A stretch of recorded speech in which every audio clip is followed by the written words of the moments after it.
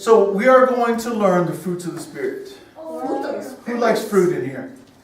We all do, right? Okay. Does anybody here like grapes?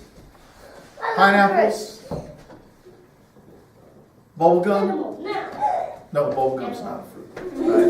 Right? So we are going to learn fruits of the Spirit. Now when you hear about something giving fruit, all right, you automatically think about what? An apple tree, right? With apples or grapevines or a peach tree, okay? Now, when you come up to a peach tree, what do you expect there to be on it? Bunches of peaches. Peaches, right?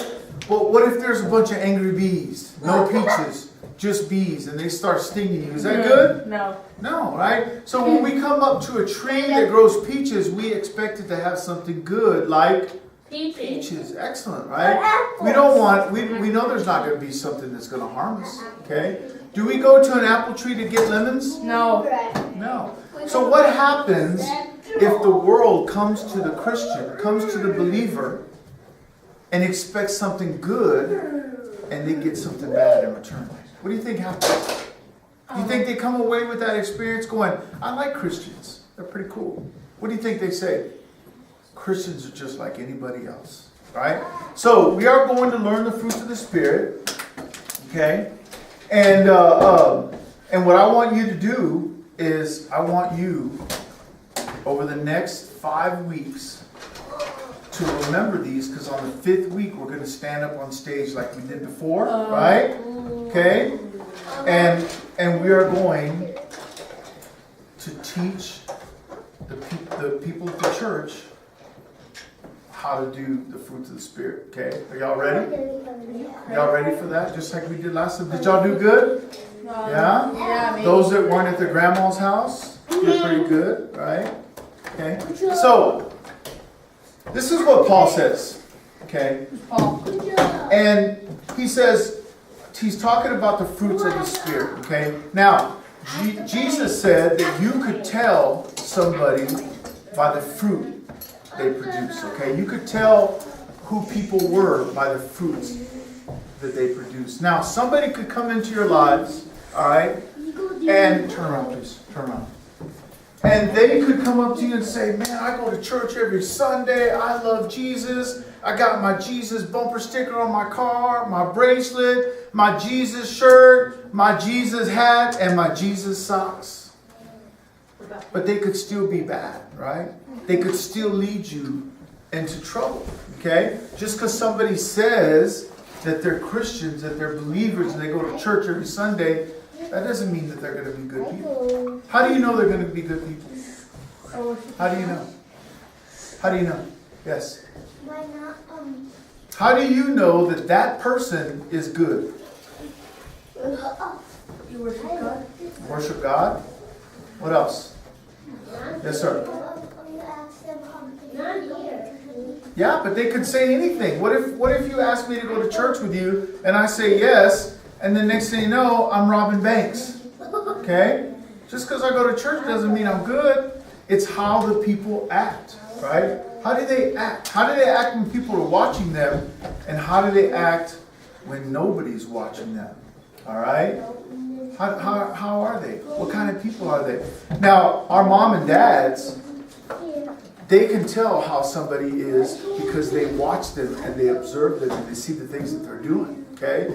And if you have a friend that's constantly leading you into trouble, what do you think mom and dad are going to do? Stop you from hanging out with them, right? Because whatever they do and you're hanging out with them, what are you going to be doing? Doing the same thing. Excellent. So Paul gives us a guideline, all right? And he says, this is what the Christian, the believer should be doing, okay? When I say the word Christian, that means somebody that believes that Jesus Christ died for their sins, okay? He says, but the fruits of the Spirit are love, all right? Joy, peace, patience, all right?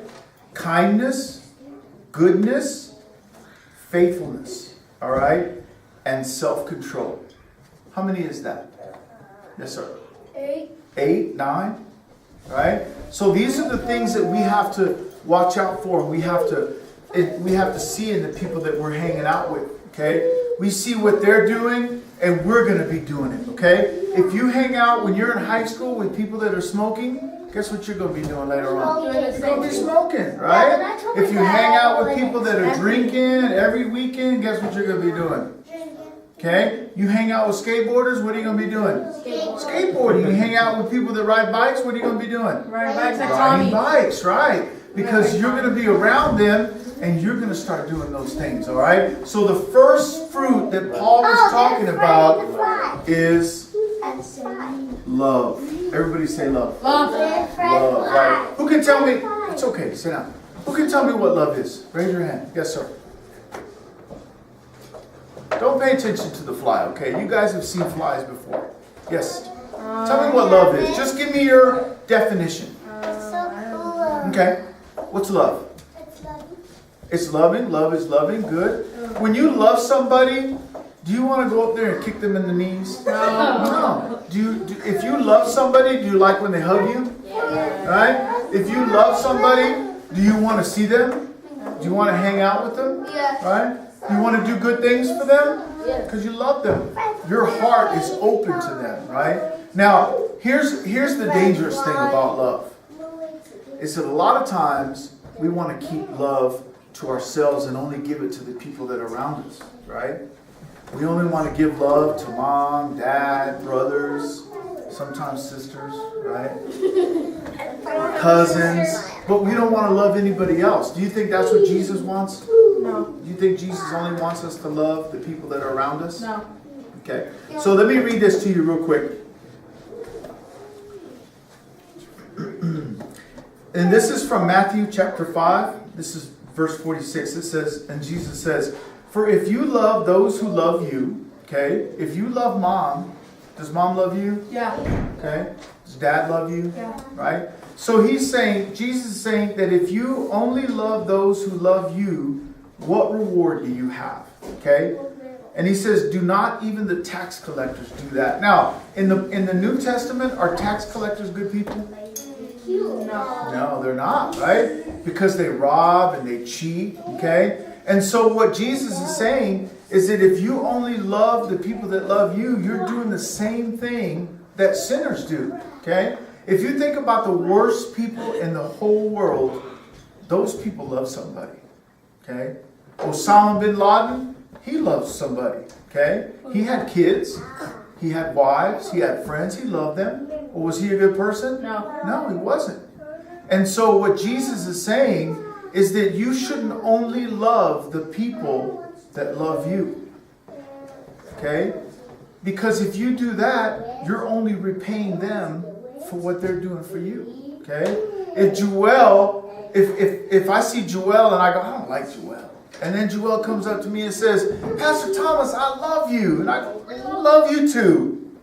Why am I loving him? Because he loves you. Because he loves me, right? What was I just saying? Man, I like Joel, you know? Joel's mean, you know? Joel doesn't even like me. And then all of a sudden I find out that he loves me and I love him right back. Is that true love? Yeah. Right? And so Jesus is saying to us as believers that we should love everybody. Okay? We shouldn't just love people that love us. We should love people that hate us. Can you imagine that? No. Loving somebody that hates you? You think that's easy? No. It's hard, isn't it? Yeah. It's hard loving people that love you.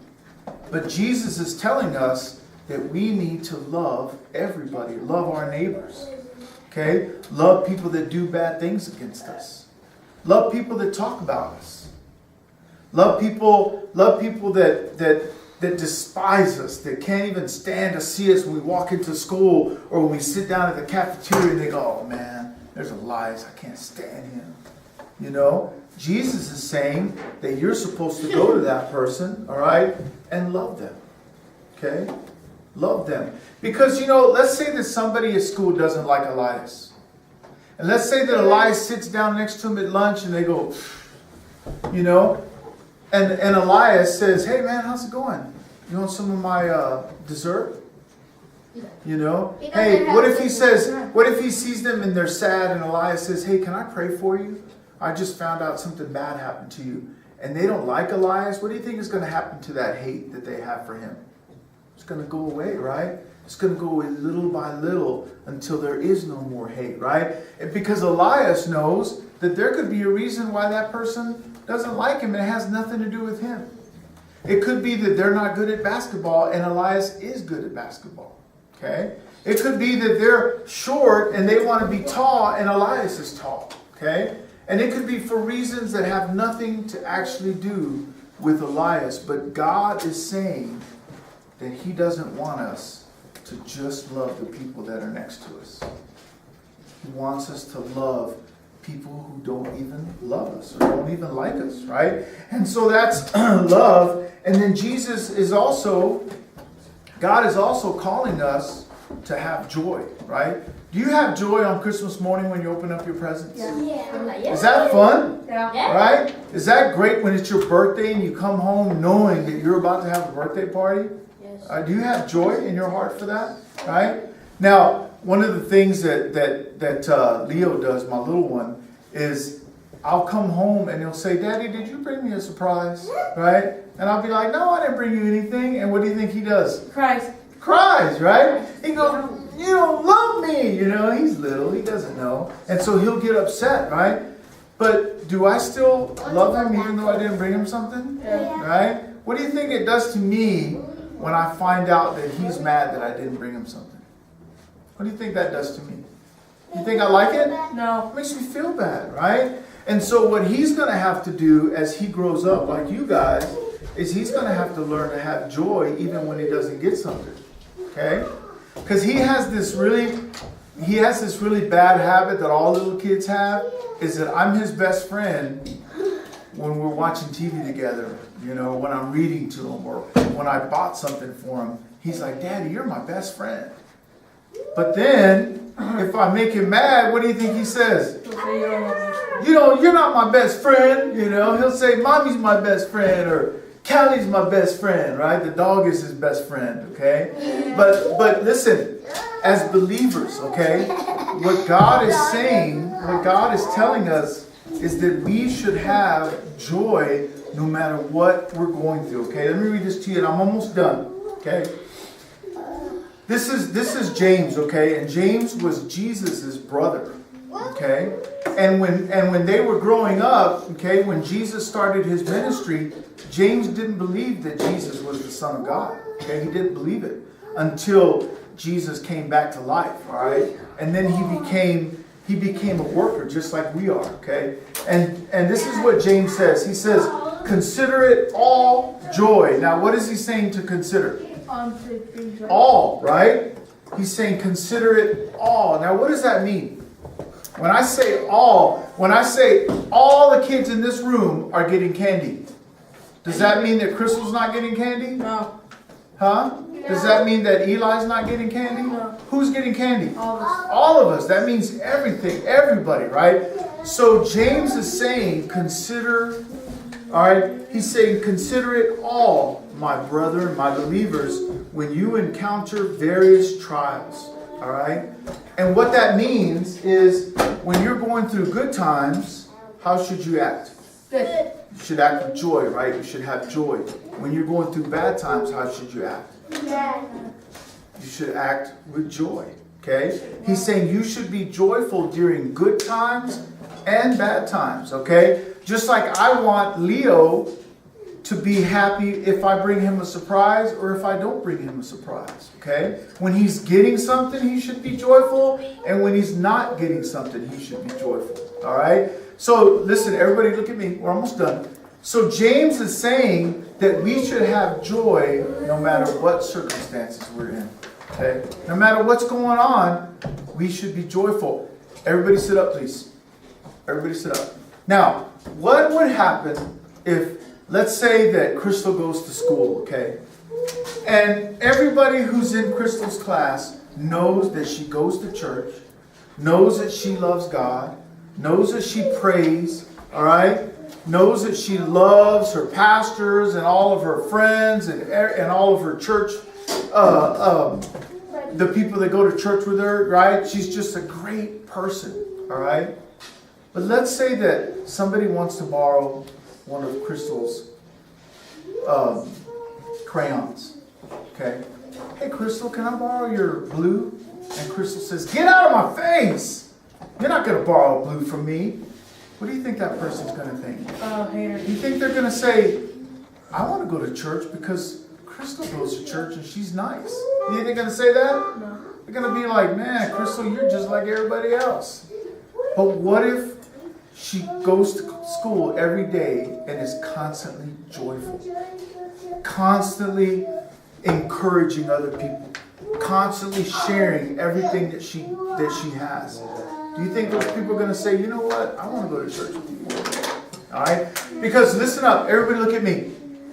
We should all be like that wherever we live, in our neighborhoods, in our schools, in our houses, right? We always talk about being joyful and talking about loving at church, and we read about it all the time, but then when we get home, we forget all about it, and we start hating people. We start being selfish with our things, right? We start losing our joy because the real world hits us. But what Paul is saying is that these things are going to set you apart from everybody else.